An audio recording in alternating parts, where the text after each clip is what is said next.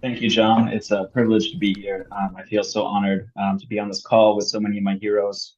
And yeah, I've heard so many amazing things tonight, so many things that I'm still chewing on. So much. I think just my takeaways, I'm just feeling inspired. I'm feeling hopeful. I'm feeling renewed. And I just, I was thinking about what I wanted to talk about tonight, and I keep coming back to my students at the church where I work. I work at All Saints Pasadena as the Interim Youth Director.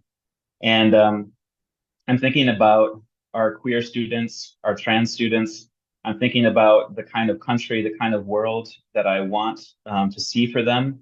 And I actually reached out to them before this call just to ask, what would you like me to share on this call? And I got a couple responses. One of the responses I got was from one of my students who said, as a transgender person on HRT, my biggest fear is that future laws might prevent me from accessing my medication. Across the country, policies are being enacted that strip away rights for LGBTQ plus individuals, even in places that are currently LGBTQ plus friendly. There's a real concern that these protections could be lost. My hope is that people will understand the need for equality for all. True Christianity is not about hate, but about love and acceptance. This is the core message of Jesus and God. And then I heard from another one of our students who said, I would like to address the importance of safe spaces for queer individuals, not just within religious settings, but she said, I am deeply concerned about my future in the United States, not only from a political perspective, but also from a community standpoint.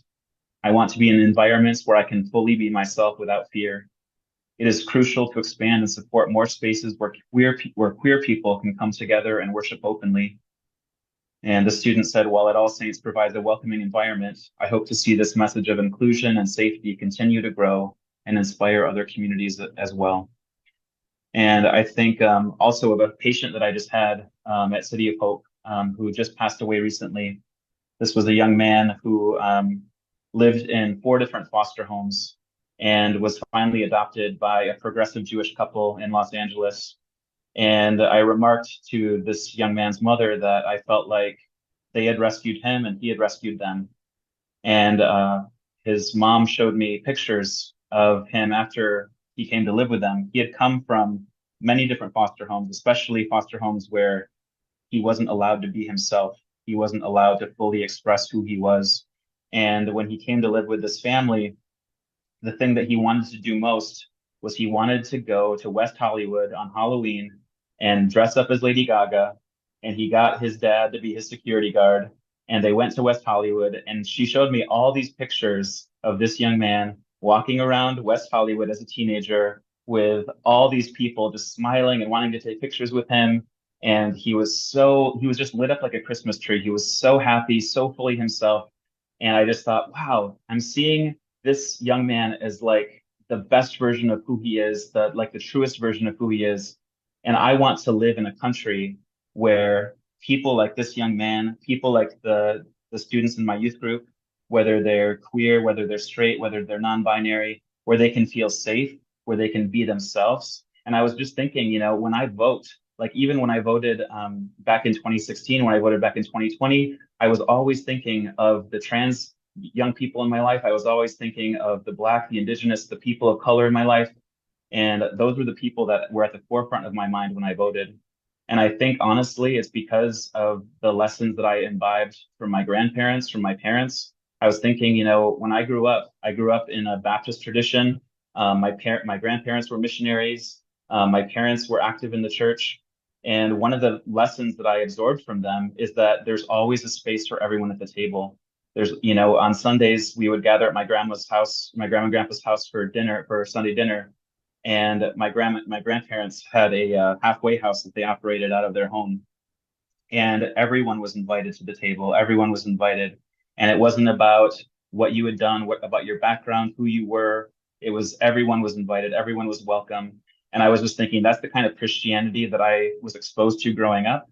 And I have seen in recent years how the Christian movement has been hijacked by the MAGA movement, and where it's just about this opposition to gay people, to trans people, to people of color, to immigrants. And I just think these are all the people that Jesus told us that we should care the most for.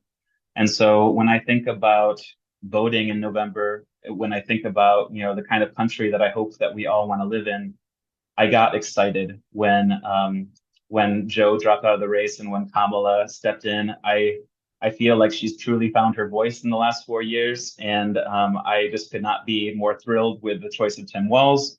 I can't believe I went from this place of feeling complete despair and hopelessness to feeling so much hope, such a feeling of this divine momentum, I almost want to say.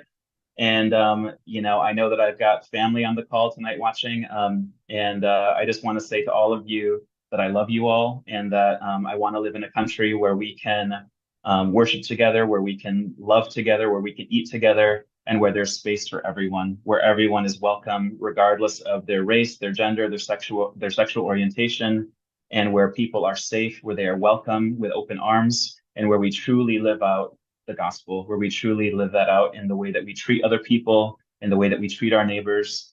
And so I'm super excited about November. I just want to encourage all of you. The one thing that I wanted you to take away from whatever I said is that people don't change, I don't think, as much through online arguments. I think they change when they sit down around a table and have conversations. That's how I have changed over the years when